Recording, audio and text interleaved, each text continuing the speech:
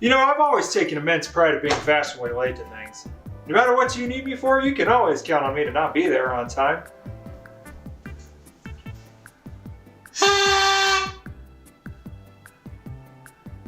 So why not support my lack of time management skills by celebrating the anniversary of a game that released 2 weeks ago?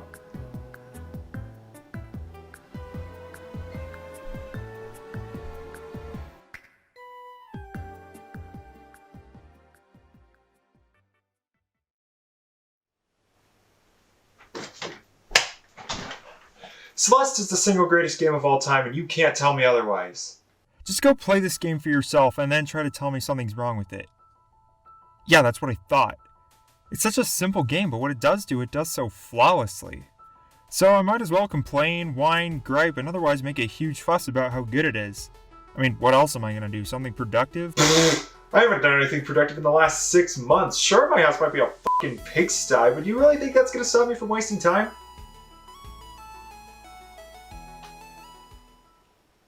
Anyway, Celeste.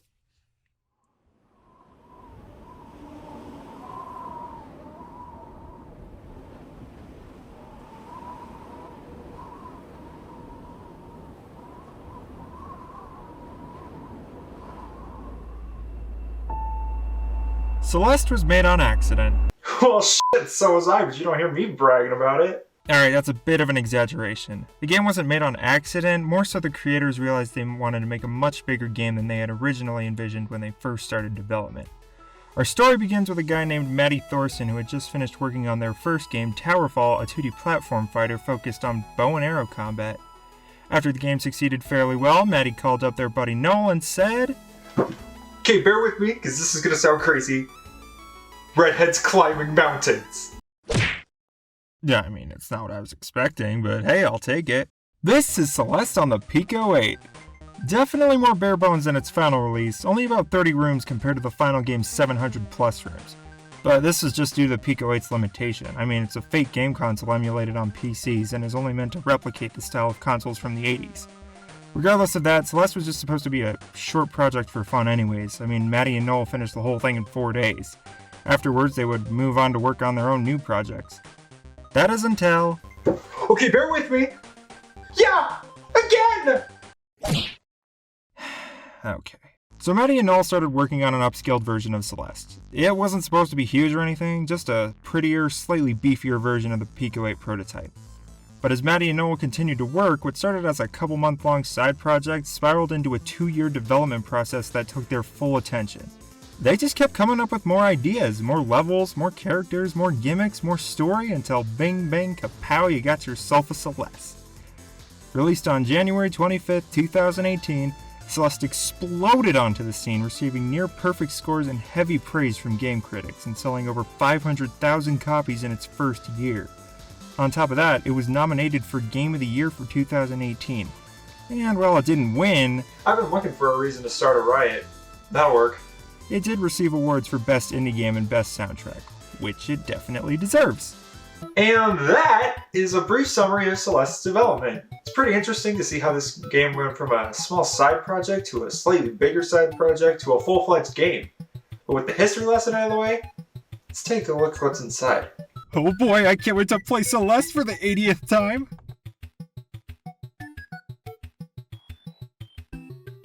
The story begins with our main character, Madeline, psyching herself up as she drives to the foot of Celeste Mountain with the ultimate goal of reaching the top. And then she almost dies twice within the first 5 minutes. This is a sign. Madeline runs into this old lady on her way up to the mountain who tells her Celeste Mountain is a strange place and she might see things she's not ready to see. She's probably insane though, so let's just ignore it and keep going. After falling off a bridge and nearly dying, Madeline gives herself one last bit of self-confidence and begins heading up the mountain. The first stop on her journey is a completely abandoned and ruined city. There really isn't a lot going on here. It's quiet and serves as a sort of reflection for Madeline to leave her alone with her thoughts. She has a chance to decide if this was really a good choice for her, and wait, what does that say? Are you beach ready? You do know where we are, right? Anyways, while making her way through this city, Madeline runs into another traveler named Theo. They have a quick conversation about climbing the mountain, including something about some ruins a bit further up, and Madeline continues on her way. After reaching the edge of the city, Madeline comes across a tombstone. Wait, dedicated to those perished on the climb. That's a good sign. Exhausted, Madeline stops to take a nap. This might have been a mistake. Yeah, what gave it away? Anyways, when she wakes up, she comes across the ruins Theo mentioned earlier. After a bit of exploring, Madeline finds a mirror which breaks and a reflection walks off. I hate it when that happens.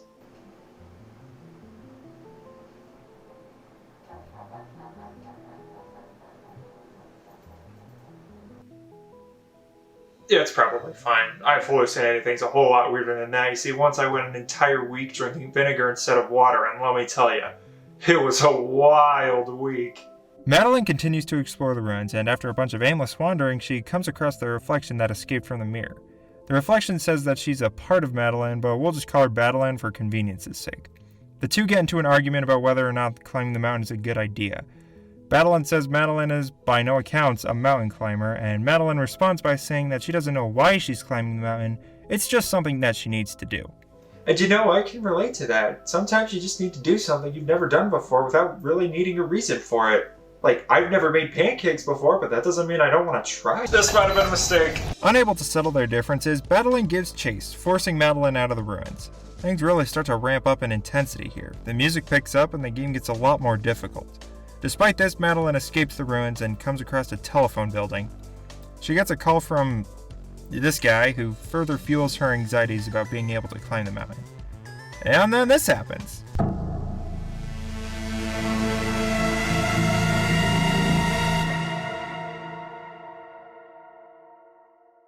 Just kidding, it was all a dream, so whatever, just disregard the past 5 minutes. Madeline runs into Theo again and they take this adorable picture, and then Madeline comes across the same phone from her dream. She stops here for a moment and decides to call her mom, who helps calm her nerves after the nightmare she just had. You know, it's only been a few hours and Madeline's already been through a lot. She must be exhausted. I know if I were climbing a mountain, then I would definitely be tired enough to just collapse onto a nice, soft bed. You know, just regather my strength before continuing up the mountain. See, this game gets me. So next, Madeline arrives at this giant hotel dubbed the Celestial Resort, built right into the side of the mountain. Here she meets a ghost named Mr. Oshiro. Or not a ghost. Okay then. So the not ghost gets excited about business finally starting to pick up. Unfortunately, Madeline doesn't really have time to stay at a hotel. She's got a mountain to climb after all, and she's not going to let anything... This is gonna take a while, isn't it? Yeah, so Madeline essentially joins the custodial staff of the hotel, tasked with cleaning up this huge mess of towels, books, and boxes. Look at this. How did it even get like this? During her cleaning, she runs into Theo again, who's apparently also a guest at the hotel. However, instead of helping Oshiro, Theo is planning on escaping through the vents. But Madeline, being the little sweetheart that she is, decides to stay and help. But as Madeline cleans up the mess, Oshiro becomes more and more unfurled. He begins panicking about how terrible of an owner he is, letting his problems pile up and making his guests clean up his mess. It honestly starts to get a little unnerving. You can start to feel Oshiro's anxiety as he gets more and more nervous, even though he knows Madeline won't stay. Eventually, after what seems like forever, Oshiro leads Madeline to the crown jewel of the Celestial Resort, the Presidential Suite. Madeline takes a moment to admire the room when suddenly... Damn it, not again. Yeah, Madeline shows up again, which suggests that dream Madeline had earlier wasn't all just in her head. Anyways, Madeline says some mean things to Oshiro, which finally pushes him over the edge and... Oh. Not a ghost my ass. So Oshiro gets pissed and chases Madeline out of the hotel, and it is more intense than it has any right being. The music is chaotic, the sun begins slowly and dramatically rising in the background, and it all culminates in one final showdown at the edge of the roof, and nope, it's over. Madeline and Oshiro fall off the roof, and exhausted and defeated, Oshiro just tells Madeline to leave him alone. Alright, real quick, I want to talk about Mr. Oshiro. When you explore the hotel, you can find a few different messages from when the hotel was still in business. All of these shows Mr. Oshiro's love for the hotel and his love for his job running it. It really meant a lot to him, so when people finally started showing up again, he got really excited and would do anything to get them to stay. But as Madeline continues to travel through the hotel, Oshiro begins to realize that she really isn't going to stay, and there's nothing he's going to be able to do to change her mind. Because of this, when Madeline starts cleaning up the mess, he takes it as an insult. She's only doing it out of pity for how sad his life has become. So, unfortunately, by helping him more, Madeline accidentally makes Oshiro's mental state worse. The thing is, when our human brains latch onto an idea, we tend to find things to back up this idea, regardless of whether the idea is right or not. And unfortunately, when Madeline shows up and calls the hotel a dump and Oshiro pathetic, it's all the validation Oshiro's brain needs to collapse and launch into aggressive and explosive panic attack. It sucks, but it can show how hard living with anxiety can really be. Well, that was a downer, but I do think it was important to mention. Anyways, where were we? Madeline finds herself at the Golden Ridge. Here she comes across, how the fuck? How did you get here so fast? Anyways, Granny basically pulls an I told you so on Madeline. The mountain is no joke. She even says that it's not too late to give up. Madeline, of course, immediately rejects this, dead set on climbing the mountain after this point. She continues on her way and nothing of note happens at all. That is until she comes across a huge chasm with no way over than an old gondola. Suddenly, Theo drops in. With no other options, the two get in the gondola to reach the other side. And of course, since the characters can't go more than 5 minutes without being faced with a life or death situation, the gondola stalls out. And overwhelmed, Madeline breaks down into a panic attack. The world starts closing in around her and the music transforms into this siren-like wailing.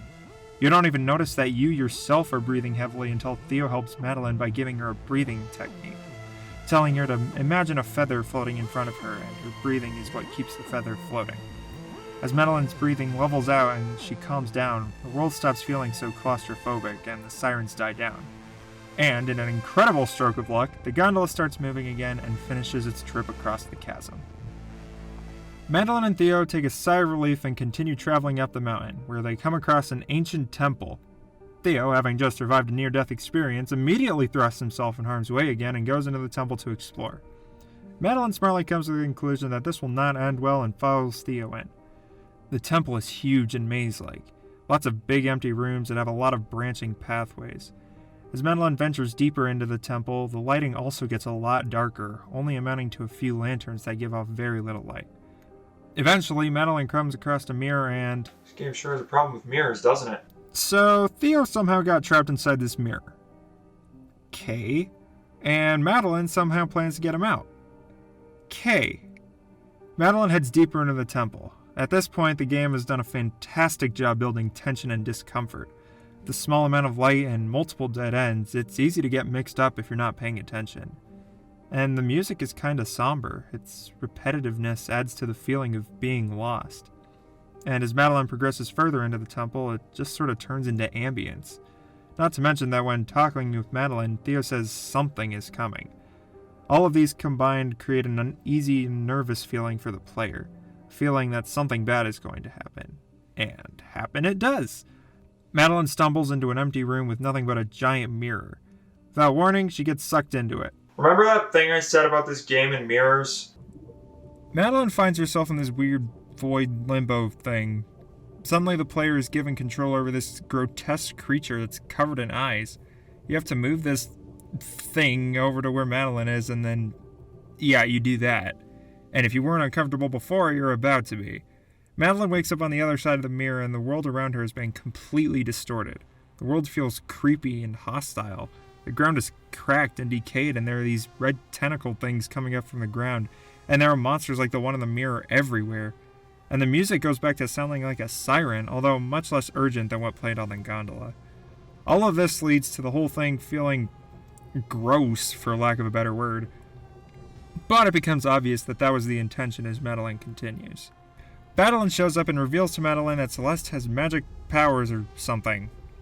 Basically, the mountain gave Madeline a physical form, and in the Mirror Temple, it gives a physical form to all of the twisted and dark thoughts in Madeline's head. Madeline begs Madeline to help her escape the temple, but she refuses, saying Madeline deserves everything that is happening to her.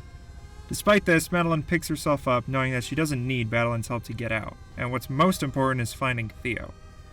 Deeper into the temple she goes, and things only get worse. Things become darker, more dangerous, and more maze-like. Fortunately, thanks to some stubbornness and persistence, Madeline is able to track down Theo. Well, that doesn't look comfortable. Poor Theo, man. He just wanted to take some selfies in an ancient temple, and now he's got to deal with all this. Madeline apologizes to Theo for having to see this darker side of her, and Theo tells her it's not all her fault and draws attention to the hundreds of eyeballs staring at him. Holy shit! Temple has combined the worst parts of both Madeline and Theo to create this creepy, twisted nightmare dimension thing. So it's about time they escaped. In a final stressful push to the end, Madeline carries Theo out of the temple. Unfortunately, Theo gets knocked unconscious by doing that, and Madeline has to carry Theo's limp body out of the temple. They come to a clearing just outside the temple, and a few hours later, Theo wakes up. Madeline and Theo begin to have a conversation about what the hell just happened to him, and Madeline talks about her struggles with depression, and Theo talks about how his life hadn't been going how he thought it would. When all is said and done, though, the two decide that they're best friends and take a victory selfie. Alright, let's talk about Theo now. Theo is a perfect example of how some people are better at hiding the sucky things in life than others. At first glance, he seems like he's got his life together. He's chilled, charismatic, and was definitely that one guy in high school that was friends with literally everyone but also wasn't a dick about it. But in his conversation with Madeline, you can see that things aren't exactly perfect for him. He mentions having a grandpa that he really looked up to passing, and on top of that, he hasn't really found what exactly he wants to do with his life. He also says how he's been putting a lot of pressure on himself. While he may not have major anxiety to blow his thoughts out of proportion, it's still obvious that things haven't been easy for him. And I think that's great to see. You could be told over and over again that everyone's going through their own problems, but if you don't actually see that and it just looks like everyone has their life together, it can be hard to believe. So actually seeing that in a character should be comforting and provide you with the comfort that, yeah, everyone does have their own problems.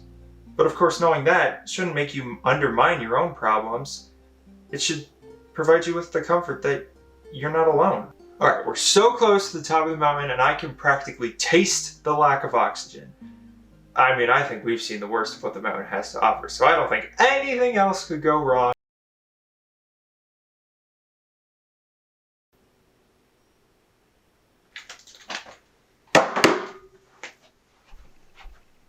Yeah, so Madeline gets pissed that Madeline tried to strain her on top of a mountain, so she throws her off of it. Might be a bit of an overreaction. Oh, so you're telling me I just wasted the last 5 hours of my life? So now a very defeated Madeline has to climb her way out of this pit. After a solid 10 minutes of climbing, crawling, clawing, and crying later, Madeline finally runs into you again! Seriously though, how and why does Granny get around the mountain so fast, and how does she know exactly where Madeline is going to be all the time? Anyways, Madeline says how Madeline was right and how she couldn't climb the mountain and has nothing left to do but go back to her life miserable and unfulfilled. But for once, Granny says something constructive. Go find her and figure out why she's so scared. With this, Madeline realizes she won't ever be able to really get rid of this part of her, so it might be better to go figure out why Madeline is holding her back. Armed with a newfound sense of determination, Madeline continues deeper into the cave. She finds Madeline pouting in a corner and tries to convince her to help her finish climbing out of the pit.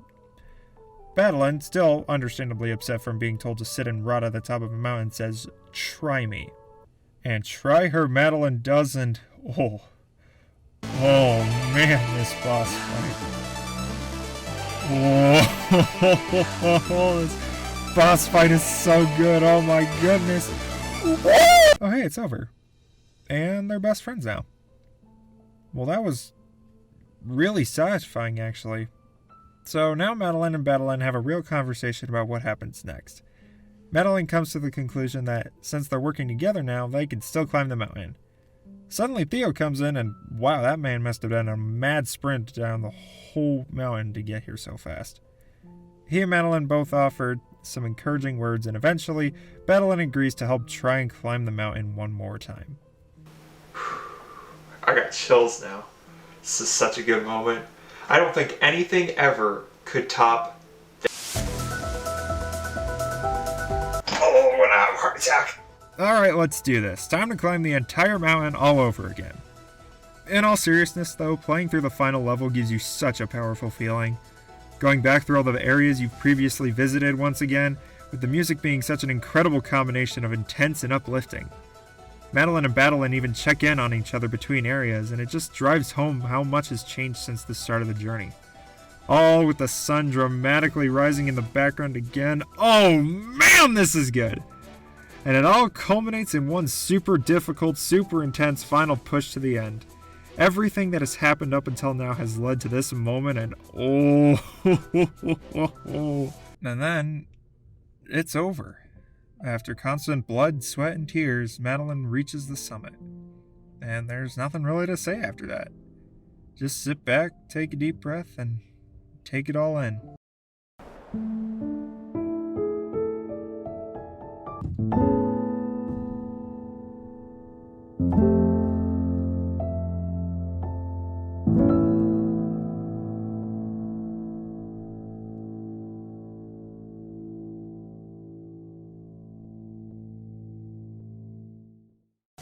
And that wraps up the story of Celeste, or at least that's what the Spark notes say. It's such a simplistic story, yet it hits so hard. And it's so satisfying to see it all the way through. You can't help but want to watch this girl get to the top of this mountain, especially after seeing her get tossed around constantly. And so when she finally does, it's such a perfect moment. But of course, the story isn't all there is to it. I mean, you can't call a game perfect for just the story alone. You gotta have... Damn it! I don't know if you know this, but Celeste is hard. Like, really hard. Like, really hard. But despite that, the game is still a blast from start to finish, and there are a lot of factors that contribute to that. First of all, the game feels great to control. You got two basic moves outside of running and jumping. You can climb, which lets you move up and down any wall, and you got a mid-air dash, which lets you perform a boost in one of 8 directions. Wait, I don't actually know how Madeline dashes.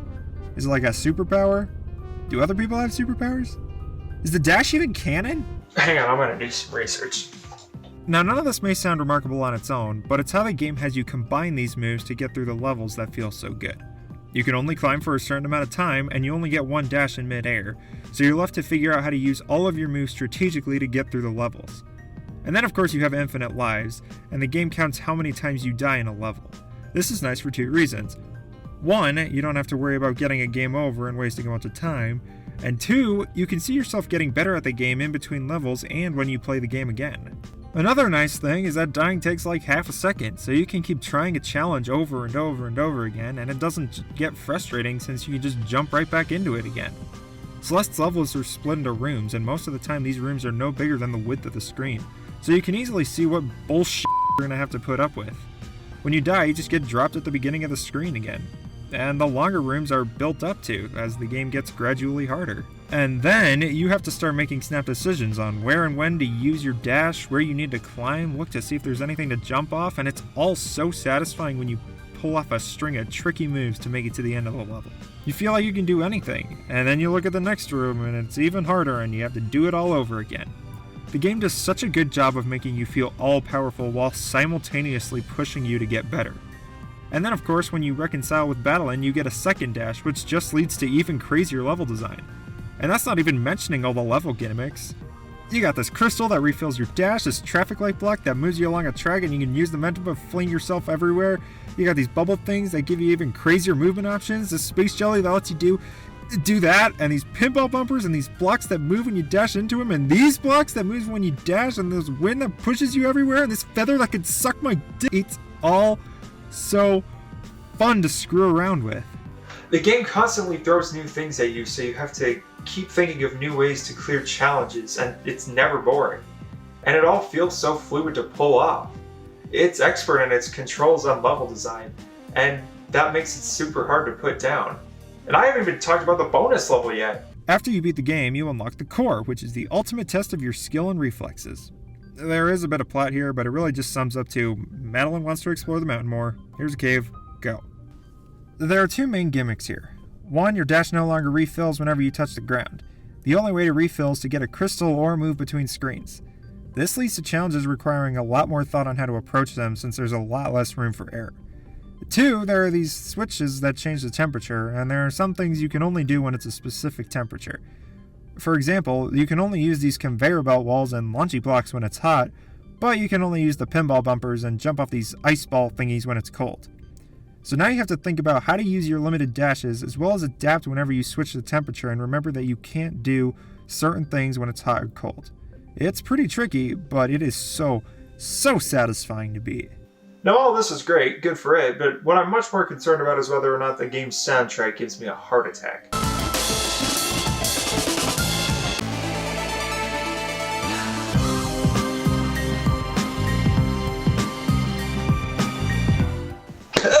There I go again. Holy shit, this music is phenomenal. Composer Lenarain completely hit it out of the park. It all just fits so well with whatever is happening in game. I already mentioned some of it earlier, but like with the Mirror Temple and the gondola ride, but that perfection is maintained throughout the entire game. Let me just take you through some of my favorite songs. Spoiler alert, they're all my favorites. First Steps plays in the game's first level, and it does such a good job of preparing you for the journey you're about to take. It starts out very hopeful and bright, with the main melody being very uplifting.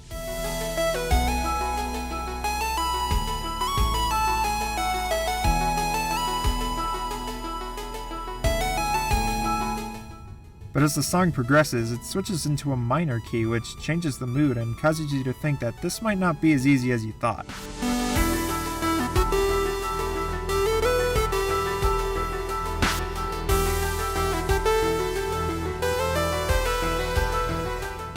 It's so perfect for this first level, and it really sets the mood for the rest of the game. This song is just so cool.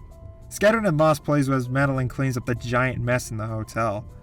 As more and more is put away, the music evolves to add more instruments, which increases the feeling of anxiety that something big is about to happen.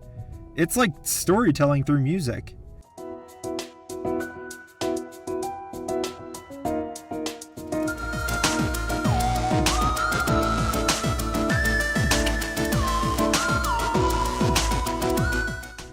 And then of course the Oshiro boss fight starts, which justifies the feeling of anxiety that was created.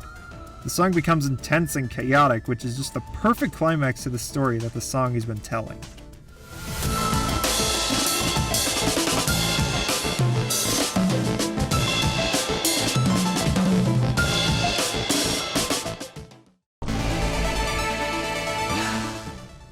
I don't think a greater song has been written for a boss fight. Confronting Myself plays during the fight with Madeline, and it is just so good. It strikes the perfect balance between intense and uplifting. Rather than creating fear, it's empowering. Madeline has been trying to escape this part of herself forever, and only now is she finally ready to confront it. Oh, it's so good.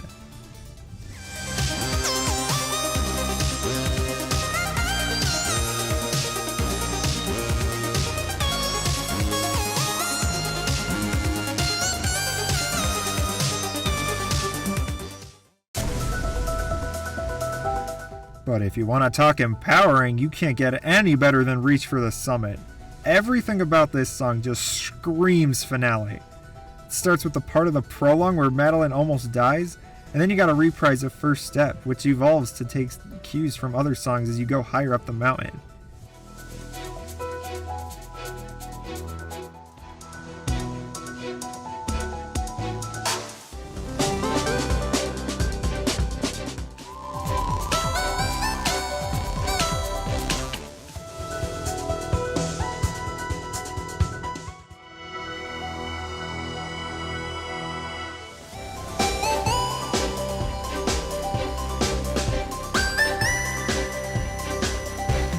It's incredible, and something about listening to it just pushes you to keep going.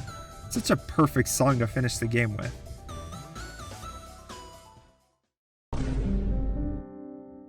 And the game rounds out with Exhale. Fitting name. As the credits roll, you watch Madeline make her way back down the mountain, and this peaceful, relaxing song plays. It just puts you at ease, and you get a minute to reflect on the journey you just went on. Beautiful. Now, I could go into painstaking detail about how every song in this game's soundtrack is absolutely perfect, but that would be redundant and we'd be here for 9 hours. Speaking of wasting time, I haven't even talked about all the side content in the game yet. There's more?! If you want to challenge yourself even more, there are plenty of collectibles and other side challenges you can try. First, you could go after the strawberries. There are plenty of rooms off the main path with strawberries at the end. Some of the strawberries have wings and will fly away if you dash, meaning you'll have to be more aware of your movements to collect it. Strawberries are completely pointless and only exist if you want to challenge yourself. Unless you like strawberry pie, you do get a better strawberry pie at the end of the game depending on how many strawberries you collect. I do not want to say the word strawberry ever again. Going for all of them isn't much harder than beating the game itself. But what if you want to prove to people that you hate happiness? Well, then I suggest you try and collect the golden strawberries. Damn it! These will show up at the beginning of a level, and to collect it, you have to carry it to the end without dying. Great, I've been looking for a challenge. I'm not even past the first level yet! I really don't recommend going for these unless you have a lot of time and patience on your hand. They're a quick way to experience what hell looks like. Of course, there are other slightly less painful ways to get more out of this game. There's a crystal heart hidden in each level, and these are pretty well hidden. Some of them are really tricky to find. Similarly, there's a cassette tape hidden in each level, and they're not as hard to find as some of the hearts, but some of them can still be pretty tricky. After you find the cassette tape in a level, you unlock the B-side for that level. These are harder remixed versions of the original levels, and also feature a pretty jammin' remix of that level's theme music. If you're looking for something to really test your skills, give these a try. And after you beat all the B-sides, you unlock the C-side of each level. These are only 3 to 4 rooms long, but don't be fooled, these will kick your ass. But honestly, I think the B-sides are harder. Sure, the C-sides are still hard, and you're still gonna die a lot, but the B-sides are a lot longer and still really difficult. Honestly, I could ramble on and on about this game. I could talk for the next 6 hours about every little detail, but I think I've made my point. Celeste just means so much to me. When I played through the game for the first time, I honestly wasn't in the greatest spot. But playing through this game, I saw myself in Madeline. It was really the first time a game had ever resonated with me. It gave me hope. It made me want to get better. If Madeline could conquer her demons and climb some stupid mountain, then surely I could do the same and climb my own proverbial mountain. I cared what happened to all of the characters in this game, I cared about the story, and when I finally did reach the top, it was so peaceful. It was fulfilling. And not only that, but the game is just fun. It's honestly fun to die over and over again, and it's fun to watch yourself grow and get better. It pushes you to get better, and it feels good when you do. And the soundtrack just elevates the experience. I honestly don't know how else to put it. Celeste is a perfect game. There's not much you can say that this game doesn't do well. If you haven't played it yet, please do. You won't be disappointed. Alright, that's all well and good and all, but I think I discovered the secret to Madeline's dash powers. Bear with me, the gene for red hair is a mutant gene. All we know is that it colors people's hair red, but what if it does more? What if it also gives people mid-air dash powers, and they're just born with the knowledge to keep it secret? And that's why nobody knew about it up until now. But the Celeste team knew, and they're trying to expose gingers and their dash powers by very subtly showing it to us in the gameplay. This has to be it. There's no other reason this could be in the game. That, or I've been drinking vinegar instead of water again.